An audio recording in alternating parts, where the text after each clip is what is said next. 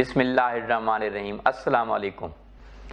मैं हूं हकीम आमिर रज़ा गुभाया, हमेशा की तरह आपकी खिदमत में हाज़िर हुआ हूं और अल्लाह ताला की दी हुई नबातात से मैं आप लोगों को इलाज बताता हूं कि अल्लाह ताला की दी हुई नबातात, अल्लाह ताला की दी हुई नेमतों से आप इलाज कीजिए, अपना पैसा और वक्त बचाइए और अद्वियात से बचिए और डॉक्टर से आप बचिए। तो आज अल्लाह ताला की दी हुई नबातात में से एक जो मुझे बहुत पसंद है फ्रूट, अमरूद। अमरूद में इतने बेशुमार फ़ायदे हैं, इसके अनगिनत फ़ायदे आप कह सकते हैं। दिल के लिए बहुत मुफीद है, दिमाग के लिए बहुत मुफीद है, मैदा के लिए बहुत मुफीद है और मैदा के अमराज के लिए बहुत मुफीद है। इसी तरह जो है असाब की ताकत के लिए बहुत मुफीद है, टॉन्सिल्स के अमराज के लिए बहुत मुफीद है, गले के अमराज के लिए बहुत मुफीद है।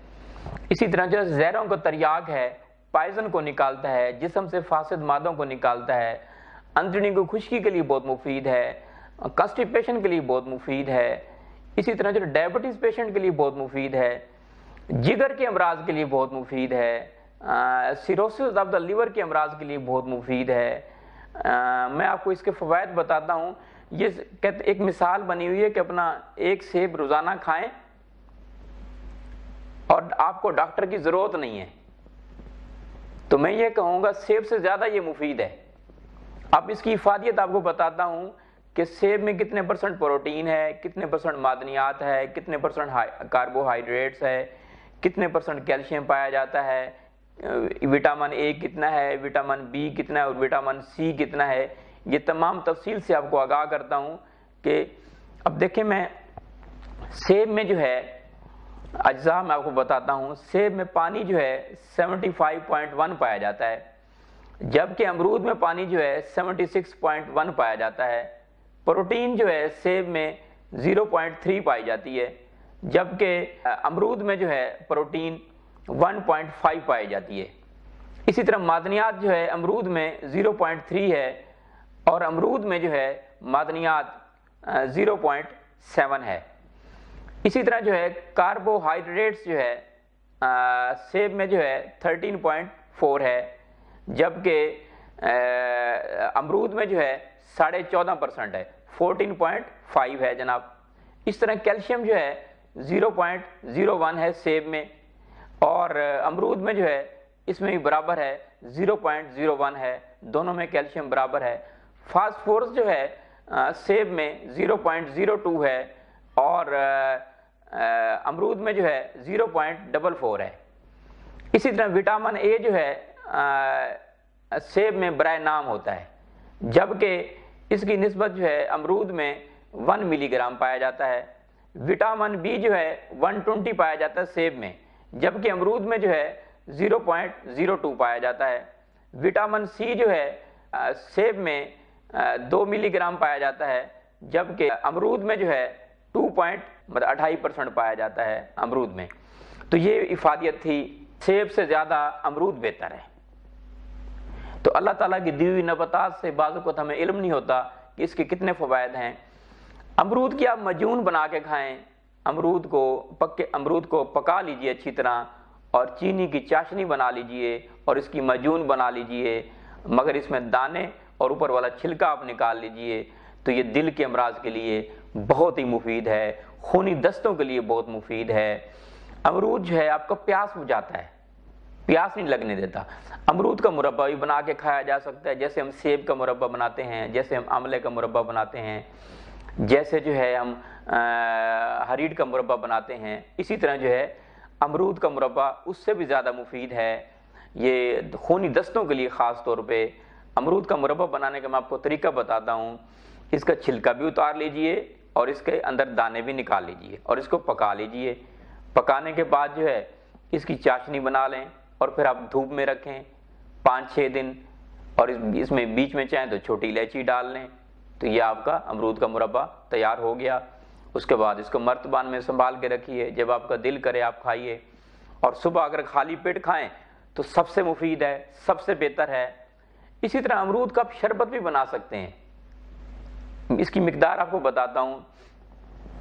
1 किलो अमरूद में 2.5 लीटर अर्क गुलाब हो, اس کو آپ اس میں پکا لیں، پکانے کے بعد جو ہے آپ اس کو چھان لیں، چھاننے کے بعد آپ اس میں چینی چاہیں تو ڈال لیں، چاہیں تو گڑ ڈال لیں، تو آپ اس کا شربت تیار کر لیجئے۔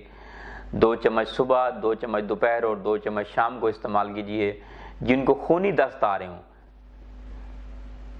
جن کی پیچس نہ رک رہی ہو، جن کو موشن بہت زیادہ آ رہے ہوں، اس کے لیے یہ شربت بہت ہی مفید ہے اور گرمی سے آپ کو بچاتا ہے، گرمی کا توڑ ہے۔ اور اسی طرح جگر کے امراض کے لیے بہت مفید ہے امرود کا شربت، خاص طور پہ گرمیوں کے موسم میں۔ اور امرود کا شربت چاہیں تو آپ سال کے 12 مہینے استعمال کر سکتے ہیں، دل کے لیے بہت مفید ہے۔ اس کا انگلش نام جو ہے امرود کا کامن گوا ہے۔ اسی طرح دل کی کمزوری کے لیے آپ امرود کے ساتھ شہد استعمال کریں تو یہ بہت مفید ہے، دل کی تقویت کے لیے، اعصاب کی تقویت کے لیے بہت مفید ہے۔ اس میں آئرن بھی پایا جاتا ہے، اس میں جو ہے وٹامن بی اور سی جیسے میں نے بتایا یہ بھی پایا جاتا ہے۔ اچھا، کھانسی کے امراض کے لیے بہت مفید ہے۔ کھانسی کا میں نے کئی مرتبہ اس کا نسخہ آزمایا بھی ہے اور آج میں آپ کو بتاتا ہوں کھانسی کے حوالے سے کتنا مفید ہے۔ آپ اس کو امرود کو ریت میں آپ بھون لیجئے، بھوننے کے بعد آپ اس کو گرم گرم کر کے کھائیے تو فوراً آپ کی کھانسی رک جائے گی۔ نزلہ زکام کے لیے بھی اسی طرح استعمال کریں، امرود ریت میں آپ بھون لیں یا لکڑی کی جو آگ ہوتی ہے اس میں آپ بھون لیں اور اس کو گرم گرم کر کے کھائیے، اور اس میں چاہیں تو آپ نمک ڈال لیں تو یہ گلے کے امراض کے لیے بھی بہت مفید ہے۔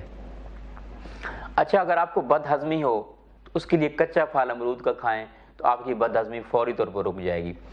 دستوں کے لیے میں نے آپ کو بتایا، مزید آپ کو اور آگاہ کرتا ہوں، دستوں کے لیے 15 گرام کا گودا آپ لے لیجئے امرود کا، اور اس میں 1 پاؤ پانی ڈال لیجئے، اس کو پکائیے۔